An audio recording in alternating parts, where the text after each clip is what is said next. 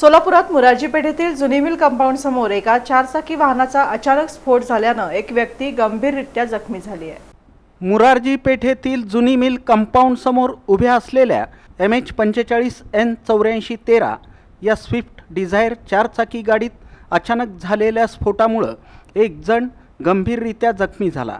या स्फोटात त्याच्या एका पायाचे लचके तुटले होते। सुरुवातीला गाडीतील CNG मुळे हा स्फोट झाल्याचा संशय होता, मात्र गाडीत CNG नव्हती। हा स्फोट कार्यक्रमात उडवणाऱ्या कोल्ड फायर गनच्या स्फोटामुळे झाल्याचं दिसून आलं। दरम्यान जखमी केदारनाथ छत्रे वय 53 या व्यक्तीला सामाजिक कार्यकर्ते राज सलगर यांनी उपचारासाठी सिव्हिल हॉस्पिटलला नेलं। या घटनेत जखमीचे दोन्ही पाय निकामी झाले। दरम्यान घटनास्थळी लोकांची मोठी गर्दी झाली होती। याबाबत पोलीस पुढील तपास करत आहेत।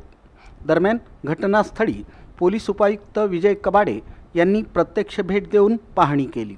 अग्निशामक दलाचं वाहनही घटनास्थळी हजर झालं।